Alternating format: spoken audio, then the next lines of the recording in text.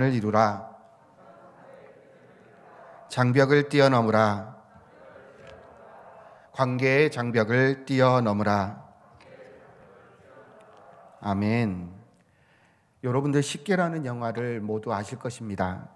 식계라는 영화에서 가장 백미는 홍해가 갈라지는 것과 또한 시내산에서 하나님께서 직접 불로써 그 십계명을 써주시는 장면이 가장 백미일 것입니다. 저도 어렸을 때 그 모습을 보았는데 아직까지 내 마음에 감동으로 남겨져 있습니다. 사람이 만든 영화를 통해서도 이렇게 큰 감동을 안겨주는데 당사자였던 모세는 얼마나 큰 감동과 감격을 누렸을까요? 하나님의 율법은 이렇게 감동과 감격 가운데 이스라엘 백성들에게 주어졌습니다. 율법은 곧 하나님이 이스라엘의 보호자가 되겠다라는 증거입니다. 산지와 마트를 직접 연결해서 싸고 싱싱한 제품들을 소비자가 살 수 있도록 해주는 곳이 있죠. 그렇다 할지라도 구하기 어렵거나 또한 시간이 많지 않은 소비자들을 위해, 또한 소비자를 직접 찾아다닐 수 없는 생산자들을 위해 중간에 다리를 놓듯이 서로 연결해주는 사람, 즉 중개인이 꼭 필요하기 마련입니다.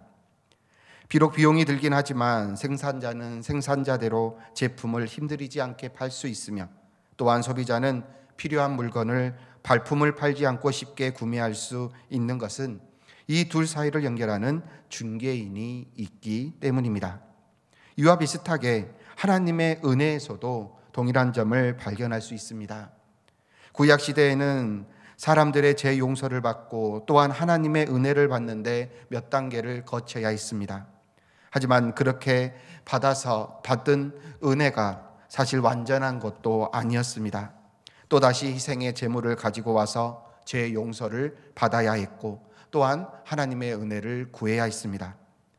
그러나 히브리서 본문이 말씀하고 있는 것은 하늘의 대제사장이 이 세상에 오셔서 우리를 위한 단 한 번의 제사를 드림으로 하나님과 우리를 바로 연결시켜 주셨다라고 말씀합니다. 그래서 우리는 이제 중간 단계를 모두 생략하고 바로 하나님의 은혜로 나아갈 수 있다라는 것을 말씀하고 있습니다. 무엇보다 그렇게 해서 받은 은혜가 과거에는 불완전한 것이었지만 이제는 완전한 것으로 우리에게 임합니다. 이 길을 바로 예수 그리스도께서 열어 놓으셨습니다. 이제 우리는 그 길을 통해 하나님 앞에서 직접 나아가 죄 용서를 받고 또한 하나님의 은혜와 축복을 구할 수 있다라는 것이죠. 하지만 안타깝게도 그리스도인들 중에는 과거 이스라엘의 제사의 단계가 생략된 현재 죄의 심각성과 긴급함에 대하여 중요하게 생각하지 않는 모습들을 보게 됩니다.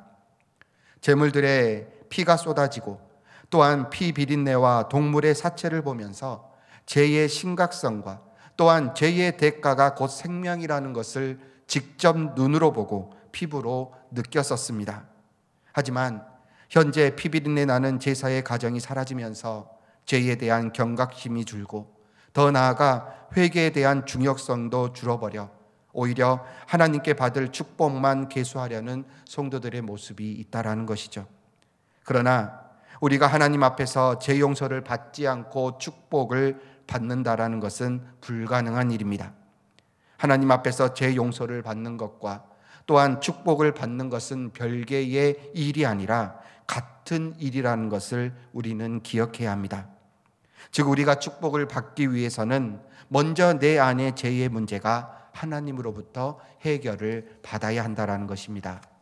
그래서 아주 중요한 말씀을 오늘 우리에게 본문은 제시해 주고 있습니다.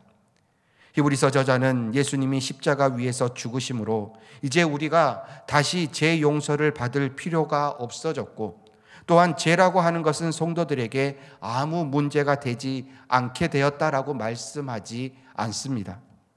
다 함께 1절의 말씀을 함께 읽습니다. 시작. 우리가 하는 말의 요점은 이러한 대제사장이 우리에게 있다는 것이라.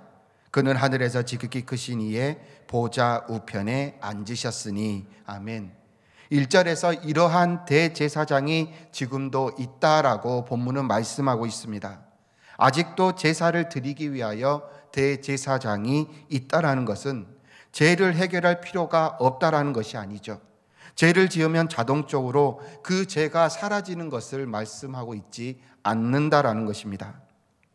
우리가 성경 속에서 이스라엘 백성들의 생활을 통하여 우리가 배울 수 있었던 것은 하나님 앞에서 죄의 문제를 해결받는 것은 얼마나 중요하고 또한 시급한 일인 것인지를 우리는 알게 됩니다. 이스라엘 사람들의 사활을 결정하는 것은 곧 죄였습니다. 이스라엘 백성들이 하나님 앞에서 죄 용서를 받고 깨끗한 믿음의 삶을 살아갈 때에 그들은 하나님께서 부어주시는 축복 가운데 형통하게 살아갔습니다. 그러나 이스라엘 백성들이 죄에 빠지고 하나님을 잊어버렸을 때 하나님의 축복은 사라지고 그들은 가난해졌고 병들었고 다른 나라의 미움을 받아 결국 망하게 되었습니다. 오늘 우리도 마찬가지입니다. 죄는 우리의 영혼을 갉아먹는 아주 질나쁘고 더럽고 지독한 병균입니다. 죄는 우리의 양심을 돌처럼 굳어버리게 만듭니다. 죄는 하나님의 모든 축복을 차단시켜버리고 마귀의 노예로서 만들어 잘못된 인생의 목표를 삼게 합니다. 그리고 한평생 종욕을 위해 살아가게 하고 결국 영원한 저주를 받는 자리로 인도하게 한다는 것이죠. 그러니까 죄라는 것은 우리에게 있어 과거나 현재나 반드시 해결해야 할 중요한 문제인 것입니다. 그런데 중요한 것은 예수님을 믿는 우리는 이 죄를 하나님 앞에서 직접 해결할 수 있는 방법이 그 길이 열렸다라는 것입니다. 그것도 과거 복잡한 과정을 거치고도 불완전했던 것이 아니라 이제 직접적이고 확실하게 죄를 해결할 길을 예수님께서 열어주셨던 것입니다. 그리고 지금도 보좌 우편에서 직접 우리의 죄를 위하여 중보해 주고 계십니다. 이렇게 우리에게 대제사장이 되어주신 주님께서 오늘 6절을 보니 이보다 더 아름다운 직분을 받으셨다라고 히브리서 기자는 밝히고 있습니다.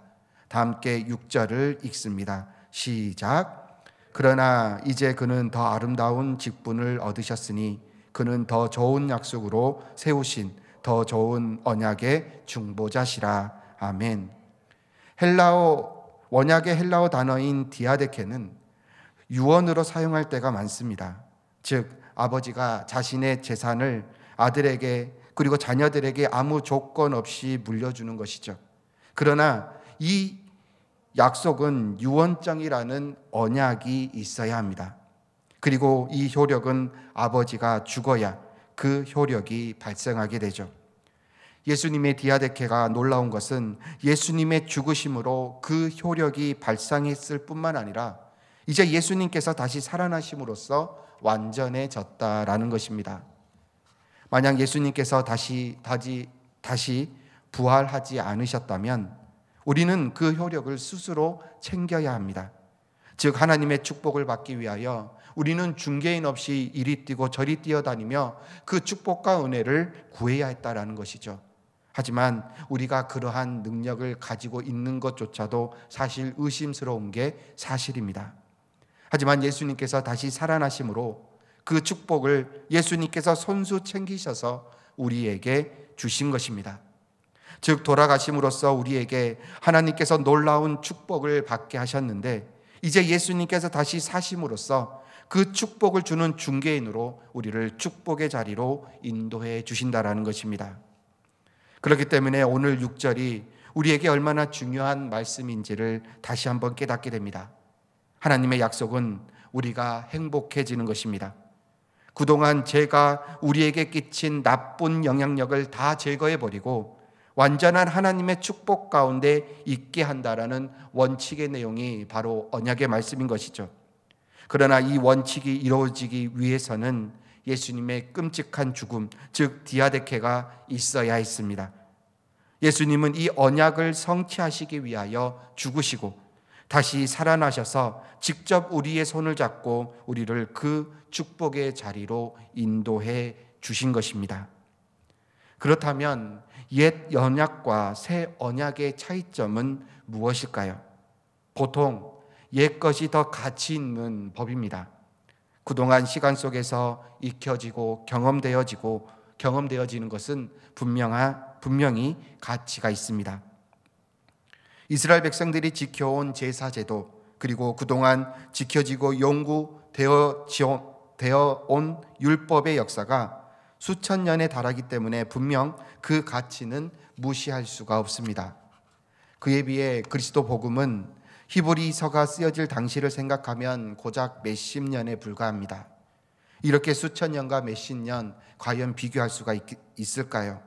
그러나 히브리서 저자는 이미 구약의 율법 안에 율법이 완전하지 않음을 모세의 성막을 가지고 말씀하고 있습니다. 다 함께 4절에서 5절 말씀을 읽습니다. 시작. 예수께서 만일 땅에 계셨더라면 제사장이 되지 아니하셨을 것이니 이는 율법을 따라 예물을 드리는 제사장이 있음이라. 그들이 섬기는 것은 하늘에 있는 것의 모형과 그림자라. 모세가 장막을 지으려 할 때에 지시하심을 얻음과 같으니 이르시되 삼가 모든 것을 산에서 내게 보이던 본을 따라 지으라 하셨느니라. 아멘. 우리가 출애굽기에 성막을 만드는 부분에 있어서 가장 힘들었던 부분은 몇 굽빗으로 나오는 그 말씀을 통하여 성막이 연상이 되어져야 하는데 연상이 되어지지 않기 때문입니다. 그러나 모세는 하나님께서 보여주신 성막의 모습을 보았습니다. 그렇기 때문에 생생하게 성막을 만들 수가 있었던 것입니다. 이것이 숫자로 듣는 사람과 또한 직접 실물을 본 사람의 차이일 것입니다. 하나님께서는 사람에게 모두 숫자로만 말씀하시고 모세에게는 실물을 보게 하심으로 차별화시키셨습니다. 즉 모세를 더 우월하게 하신 것이죠. 그래서 다른 사람은 모세의 설명 없이 도저히 작업을 할 수가 없었던 것입니다. 그러나 모세가 본 것 역시도 하나님께서 보여주신 하늘의 성막의 모습입니다. 히브리서 저자의 설명에 따르면 성막은 두 곳에 있습니다. 바로 하늘의 성막 또한 땅의 성막입니다. 땅의 성막의 제사장은 아론의 계보에 의해 죄에 자유롭지 못한 인간이라면 하늘의 성막의 제사장은 하나님의 독생자 예수 그리스도이십니다. 예수님은 자신의 몸을 제물로 드려 과거 죄의 해결을 위한 제사의 모든 중간 단계를 없애셨습니다.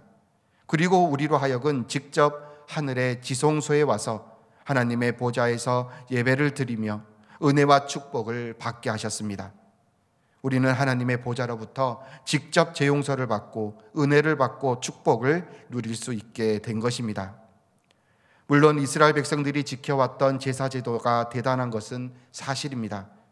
이스라엘이 이 전통과 역사도 그리스도의 단번의 제사와는 도저히 비교할 수가 없습니다. 이것은 짐승의 피와 사람의 피의 가치가 다르며 또한 사람의 피와 하나님의 아들의 피의 가치가 다르기 때문입니다. 그리고 두 번째는 우리의 인식의 차이입니다. 이스라엘 백성들이 받은 구약의 율법은 돌에 새겨주신 것입니다. 모세가 시내산에서 받았던 그 율법의 말씀은 불로 새겨주셨죠. 정말 놀라운 일입니다. 그러나 아무리 하나님께서 불로 새겨주셨다 할지라도 이스라엘 백성들이 그 돌판에 새겨진 그 율법의 말씀을 읽지 않는다면 단지 차가운 돌판에 불과한 것입니다. 즉 이스라엘 백성들이 그 말씀을 읽을 때에 그 율법 하나하나가 백성들의 가슴에 불을 일으킬 것인데 읽지 않는다면 하나님의 약속을 신뢰하지 않는 사람이 또한 읽은다면 그건 그냥 글씨가 적힌 돌판에 불과한 것이고 신기한 방법으로 얻은 돌판에 불과하다라는 것이죠. 이스라엘에게 있어서 하나님께서 직접 새겨주신 돌판의 영향력은 바로 이와 같은 것이었습니다. 이들이 하나님을 두고 금송아지를 만들어 죄를 짓고 있을 때 모세는 하나님께서 직접 써주신 돌판을 집어던집니다. 즉 하나님과의 언약이 깨진 것입니다. 다른 말로 하면 이스라엘에게 있어서 돌판은 글씨가 적힌 돌판이었고 신기한 방법으로 얻은 돌판에 불과했다라는 것이죠. 또한 8절에서 9절의 말씀을 보면 또 주께서 이르시기를 이 언약은 내가 그들의 열조의 손을 잡고 애굽 땅에서 인도하여 내던 날에 그들과 맺은 언약과 같지 아니하도다. 그들은 내 언약 안에 머물러 있지 아니하므로 내가 그들을 돌보지 아니하였노라라고 말씀하고 있습니다. 하나님께서 모세를 통해 주신 언약은 애굽에서 손을 잡고 인도하실 때 주신 언약이었습니다. 예를 들어 아이와 함께 어디를 가려고 할 때 아이가 가기 싫다며 떼를 쓸 때 우리는 보통 약속을 하게 되죠. 맛있는 것을 사주겠다, 때로는 가지고 싶은 장난감을 사주겠다라며 언약을 통하여, 약속을 통하여 이 아이와 함께 길을 나섭니다. 마찬가지로 어린 이스라엘 백성들에게 약속하신 것이 바로 젖과 꿀이 흐르는 가나안 땅이었습니다. 그러나 지금 하나님께서는 우리를 그러한 유치한 방법으로 데리고 가시지 않는다라고 말씀하십니다. 다 함께 히브리서 8장 10절에서 12절의 말씀을 읽습니다. 시작. 주께서 이르시되 그날 후에 내가 이스라엘 집과 맺을 언약은 이것이니 내 법을 그들의 생각에 두고 그들의 마음에 이것을 기록하리라. 나는 그들에게 하나님이 되고 그들은 내게 백성이 되리라. 또 각각 자기 나라 사람과 각각 자기 형제를 가르쳐 이르기를 주를 알라 하지 아니할 것은 그들이 작은 자로부터 큰 자까지 다 나를 알미라. 내가 그들의 불의를 긍휼히 여기고 그들의 죄를 다시 기억하지 아니하리라 하셨느니라. 아멘. 이 말씀은 예레미야 31장 31절에서 34절에 나오는 새 언약에 대한 말씀입니다. 하나님께서는 새 언약을 우리에게 세우시는데 이것은 돌로 하나님의 말씀으로 새기는 것이 아니라 우리의 마음에 성령의 불로 하나님의 말씀을 새기신 것입니다. 이 하나님의 말씀을 우리의 마음에 새기기 위해서는 하나님의 아들의 십자가의 죽음이 필요했습니다. 그래서 이 세상에서 이스라엘 백성들이 출애굽한 것보다 더 놀라운 기적이 바로 현대판 우상인, 즉 돈을 버리고 이성을 버리고 권력을 버리고 세상을 버리고 예수님을 믿는 것입니다. 우리가 하나님의 말씀을 들을 때마다 우리 마음에 불로 하나님의 말씀이 새겨집니다. 오늘날 우리는 성령님의 인도하심으로 이제 스스로 하나님의 뜻을 묵상하고 분별할 수 있게 된 것입니다. 우리가 바로 이 새 언약의 백성이라는 것을 알게 될 때에 우리는 어떻게 해야 될까요? 우선 세상이 완전히 변했다라는 것을 우리는 인정해야 합니다. 지금 이 세상은 완전히 예수님의 세상이며 은혜와 축복의 때인 줄 믿으시기를 바랍니다. 우리는 중간에 다른 사람 거칠 필요 없이 바로 하나님 앞에 나아가 죄의 용서를 받을 수 있습니다. 하지만 그렇다고 해서 죄의 문제가 심각하지 않다라는 것이 아닙니다. 여전히 우리의 인생에 있어서 죄의 문제는 하나님과 나의 관계에서 심각하고 시급하게 해결해야 할 문제입니다. 그래서 우리의 죄의 용서는 꼭 필요합니다.